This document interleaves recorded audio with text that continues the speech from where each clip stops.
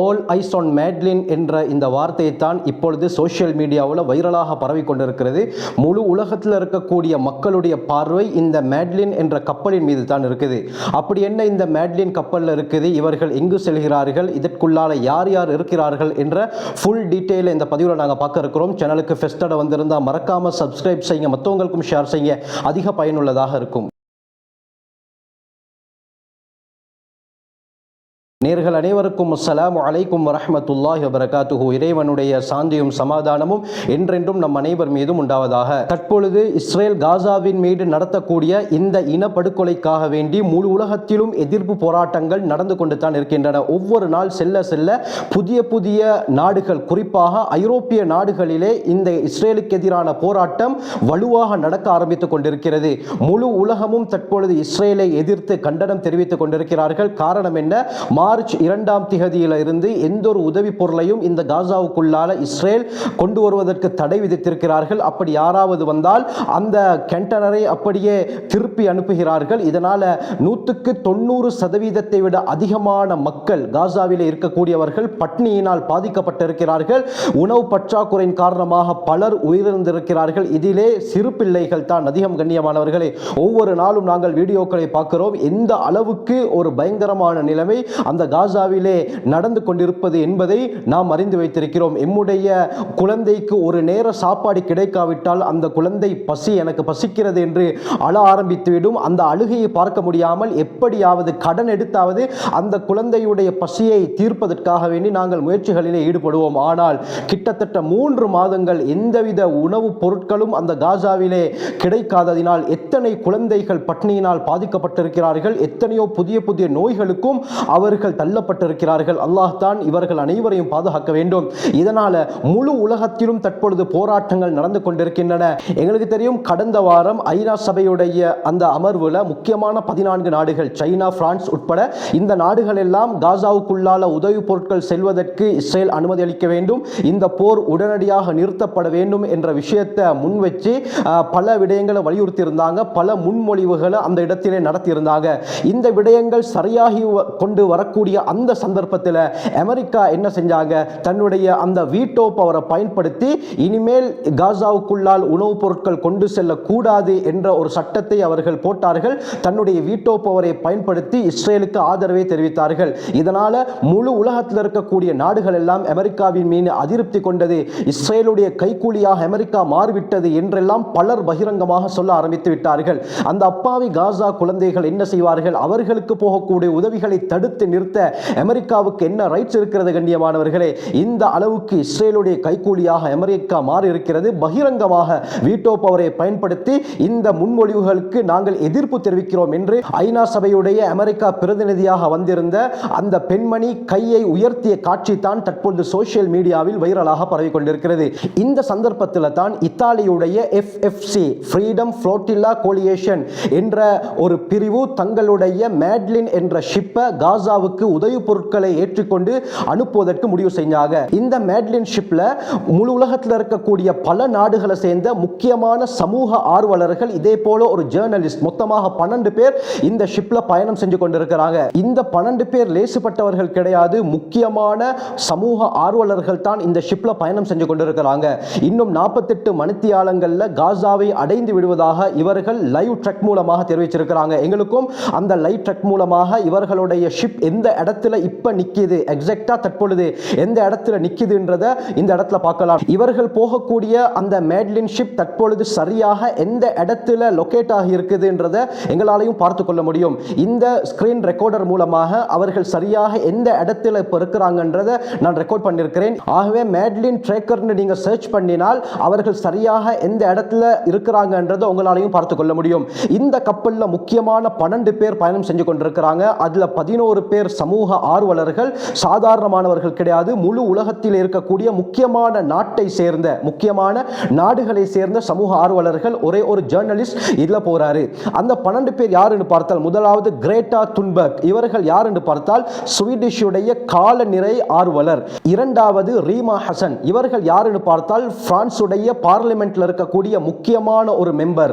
மூன்றாவது யஸ்மின் அகார். இவர்கள் ஜெர்மனியை சேர்ந்தவர். இவரும் இந்த கப்பல்ல பயணம் செஞ்சு கொண்டிருக்கிறார். 4வது பாப்டிஸ் ஆண்ட்ரே, பிரான்ஸை சேர்ந்த முக்கியமான சமூக ஆர்வலர், இவரும் இந்த கப்பலில் பிரயாணம் செஞ்சு கொண்டிருக்கிறார். 5வது டியாகோ அவிலா, பிரேசிலை சேர்ந்த சமூக ஆர்வலர், இவரும் இந்த கப்பல் இருக்கிறார். 6வது ஒமர் ஃபையாத், இவர் யார் என்று பார்த்தால் பிரான்சுடைய அல் ஜசீரா ரிப்போர்ட்டர் தான் இவர் பத்திரிகையாளர், இவரும் இந்த கப்பலில் பயணம் செஞ்சு கொண்டிருக்கிறார். 7வது பாஸ்கல் மௌரியா ராஸ் என்றவர், இவர் பிரான்ஸை சேர்ந்தவர், இவரும் இந்த கப்பலில் பயணம் செஞ்சு கொண்டிருக்கிறார். 8வது யானிஸ் மஹம்தி, பிரான்ஸை சேர்ந்த சமூக ஆர்வலர்.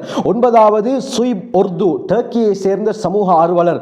10வது செர்ஜியோ டோரிபியோ, ஸ்பெயினை சேர்ந்த சமூக ஆர்வலர். 11வது மார்க்கோ வேன் ரெனிஸ் என்று சொல்லக்கூடிய நெதர்லாந்து நாட்டை சேர்ந்த சமூக ஆர்வலர். 12வது ரேவா வியாட், பிரான்ஸை சேர்ந்த சமூக ஆர்வலர். மார்ச் 2ஆம் தேதி காசாவுக்குள்ளால எந்த உதவி பொருட்களும் போகக்கூடாது என்று முழுமையாக இஸ்ரேல் தடை விதித்தது. இதற்கு பதிலளிக்கும் விதமாகத்தான் இந்த மேல்டின் ஷிப் தற்பொழுது காசாவை நோக்கி பயணமாகி கொண்டிருக்கிறது. ஜூன் 1ஆம் தேதி இத்தாலியில் இருக்கக்கூடிய சிசிலியின் கட்டானியா என்ற பகுதியில் இருந்து இந்த மேல்டின் ஷிப் தன்னுடைய பிரயாணத்தை ஆரம்பித்தது. முக்கியமான 12 நபர்களை ஏற்றிக்கொண்டு இந்த ஷிப் இப்பொழுது ஈஜிப்டுடைய கடற்பரப்பில் இருப்பதாக அவர்களுடைய ட்ராக்கின் மூலமாக எமக்கு அறிய முடியும். இடையிலே அவர்கள் வரும் பொழுது ஒரு அகதி கப்பலை கண்டு அதற்கு உதவி செய்துவிட்டு தான் அவர்கள் மீண்டும் காசாவை நோக்கி வந்து கொண்டிருக்கிறார்கள். சரியாக பார்த்தால் ஜூன் 1ஆம் தேதி இவர்கள் பயணத்தை ஆரம்பிச்சாங்க. எந்த ஒரு தடையும் இல்லாவிட்டால் எங்களுக்கு 7ஆம் தேதி காசாவை சென்றடைய முடியும் என்ற எதிர்பார்ப்புல இவர்களுடைய கப்பல் தற்பொழுது வந்து கொண்டிருக்கிறது. இடையிலே அந்த அகதிகளுடைய கப்பலுக்கு உதவி செய்ததின் காரணமாக சற்று தாமதம் ஏற்பட்டிருக்கிறது.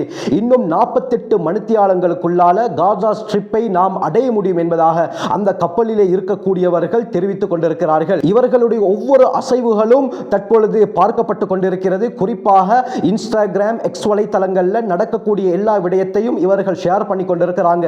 இந்த கப்பலுடைய வருகையை பார்த்து இஸ்ரேல் ராணுவம் ஏதாவது வார்னிங் பண்ணியிருக்கிறாங்களான்னு பார்த்தால் பண்ணாமல் இருந்தால் தான் உலக அதிசயம். அவர்கள் பண்ணிக்கொண்டு தான் இருக்கிறார்கள். எங்களுடைய எல்லைக்கு நீங்கள் வரக்கூடாது, நீங்கள் வந்த வழியின் பிரகாரம் திருப்பி செல்ல வேண்டும், இல்லாவிட்டால் நாங்கள் உங்களை தடுத்து நிறுத்துவது நிச்சயம் என்று அவர்கள் சொல்கிறார்கள். ஒரு மாதத்துக்கு முன்னால இதே FFC, அதாவது ஃப்ரீடம் ஃப்ளோட்டில்லா கோலியேஷனுக்கு சொந்தமான ஒரு உதவி கப்பல் காசாவுக்கு வந்து கொண்டிருக்கும் பொழுது மால்டா கடற்கரையில் வைத்து இஸ்ரேலுடைய ட்ரோன் தாக்குதலின் மூலமாக அது நிர்மூலமாக்கப்பட்டது. இதே போல இந்த கப்பலுக்கும் ஏதாவது ஆபத்து இந்த இஸ்ரேலின் மூலமாக வந்துவிடுமோ என்று உலக நாடுகளிலே இருக்கக்கூடிய மக்கள், முக்கியமானவர்கள் எல்லாம் பயந்து கொண்டிருக்கிறார்கள், கவலைப்பட்டு கொண்டிருக்கிறார்கள். ஆனால் இந்த கப்பலிலே இருக்கக்கூடிய இந்த 12 பேரும் சொல்லக்கூடிய விடயம் என்னவென்றால், இஸ்ரேல் எங்களை தடுத்து நிறுத்தினாலும் பரவாயில்லை, நாங்கள் காசாவுக்குள்ளால் நுழைவது உறுதிதான், எந்த சந்தர்ப்பத்திலும் நாங்கள் பின்வாங்க மாட்டோம் என்று இந்த 12 சமூக ஆர்வலர்களும் உறுதியாக இருந்து கொண்டிருக்கிறார்கள். இந்த கப்பலிலே இருக்கக்கூடிய சமூக ஆர்வலர்கள்ல அதிகமானவங்க யூரோப் நாட்டை சேர்ந்தவங்க. இதனால யூரோப் யூனியன், ஐரோப்பிய ஒன்றியம் இந்த கப்பலுக்கு முழுமையான பாதுகாப்பை வழங்க வேண்டும் என்று வலியுறுத்தியிருக்கிறது. இந்த கப்பலிலே பயணிக்கக்கூடியவர்கள் முக்கியமானவர்கள். இவர்கள் சர்வதேச கடலிலே சுதந்திரமாக செல்கிறார்கள். இவர்களை தடுத்து நிறுத்துவதற்கு இஸ்ரேலுக்கு எந்த அதிகாரமும் கிடையாது. இஸ்ரேல் இவர்களை தடுத்து நிறுத்த முடியாது என்று ஐரோப்பிய ஒன்றியம் தெளிவாக சொல்லியிருக்கிறது. இந்த கப்பல்ல போகக்கூடிய, அதாவது இந்த மேல்டின் ஷிப்ல போகக்கூடியவர்கள் தெரிவித்த கருத்து தான், கடந்த 2 நாட்களாக இரவு நேரத்தில் எங்களுடைய கப்பலுக்கு மேலால ட்ரோன் பறந்து கொண்டிருக்கிறது. இந்த ட்ரோன் யாருடையது என்று நாங்கள் ரிசர்ச் பண்ணி பார்த்தால் கிரேக்க கடலோர காவல் படைத்தான் இந்த ட்ரோன்களை இயக்கிக் கொண்டிருப்பதாக அவர்களுக்கு தகவல் வந்தது. ஆனாலும் இந்த ட்ரோன்கள் எங்கே செய்யப்பட்டிருக்கிறது என்று பார்த்தால் இஸ்ரேலில் தான் செய்யப்பட்டிருக்கிறது. காசாவில் இருக்கக்கூடிய பட்னியில் வாடக்கூடிய மக்களுக்கு தேவையான உணவுப் பொருட்கள், பிள்ளைகளுக்கு தேவையான பால்மா போன்ற பல உதவி பொருட்களை கப்பல் எடுத்துக்கொண்டு காசாவுக்கு சென்று கொண்டிருக்கிறது. கண்ணியமானவர்களே, முழு உலகத்தில் இருந்தும் 4,98,000 பேர் ஐநா சபைக்கும் இஸ்ரேலிய அதிகாரிகளுக்கும் கடிதம் எழுதியிருக்கிறார்கள். என்ன கடிதம் என்று சொன்னால், இந்த கப்பல் அமைதியை விரும்பக்கூடிய கப்பல், இதிலே பயணிக்கக்கூடியவர்கள் அமைதியை விரும்பக்கூடியவர்கள். ஆகவே இந்த கப்பலுக்கு இஸ்ரேலின் மூலமாக எந்த ஒரு தடையும் வந்துவிடக்கூடாது, எந்த ஒரு தாக்குதலும் வந்துவிடக்கூடாது. எப்படி தாக்கப்பட்டால் இது சர்வதேச ரீதியிலே பெரும் குற்றச்செயல் என்பதாக பல கடிதங்கள் ஐநா சபைக்கும் இஸ்ரேலிய அதிகாரிகளுக்கும் சென்றிருப்பதாக தகவல்கள் தெரிவிக்கிறது. இன்ஷா அல்லாஹ் நாங்கள் பொறுத்திருந்து தான் பார்க்க வேண்டும். இன்னும் சில மணித்தியாலங்களுக்குள்ளால இந்த மேட்லின் கப்பல் காசாவை அடைய இருக்கிறது. தற்பொழுது ஈஜிப்டுடைய அந்த கடல் பகுதியை அடைந்திருப்பதாக அவர்களை சொல்கிறார்கள். அந்த லைவ் ட்ரெக் மூலமாக மேட்லின் ட்ரெக்கர் என்று நீங்கள் கூகுளில் சர்ச் பண்ணி பார்த்தால் தற்பொழுது எக்ஸாக்டா அவர்கள் அவர்கள் எங்கே இருக்கிறார்கள் என்பதை உங்களுக்கும் பார்க்க முடியும். ஆகவே நாங்கள் பொறுத்திருந்து தான் பார்க்க வேண்டும். முழு உலகத்திலிருந்தும் கிட்டத்தட்ட 5 லட்சம் பேர் இந்த கப்பல் நல்லபடியாக காசாவுக்குள் செல்ல வேண்டும், இடைமறிப்பது சர்வதேச ரீதியில் குற்றம் என்று கடிதம் எழுதியிருக்கிறார்கள் என்றால் முழு உலகத்துடைய பார்வை தற்பொழுது இந்த மேட்லின் கப்பலின் மீது தான் இருக்கிறது. உங்களுக்கு தெரியும், சென்ற வருடம் ஆல் ஐஸ் ஆன் ரஃபா, எல்லா கண்களும் ரஃபாவின் மீது என்ற ஒரு ஹேஷ்டேக் அதிகமாக சமூக வலைத்தளங்களில் ஷேர் செய்யப்பட்டது. இதே போல தான் தற்பொழுது ஆல் ஐஸ் ஆன் மேட்லின் என்ற அந்த ஹேஷ்டேக் தான் தற்பொழுது சமூக வலைத்தளங்களிலே அதிகமாக ஷேர் செய்யப்பட்டு கொண்டிருக்கிறது.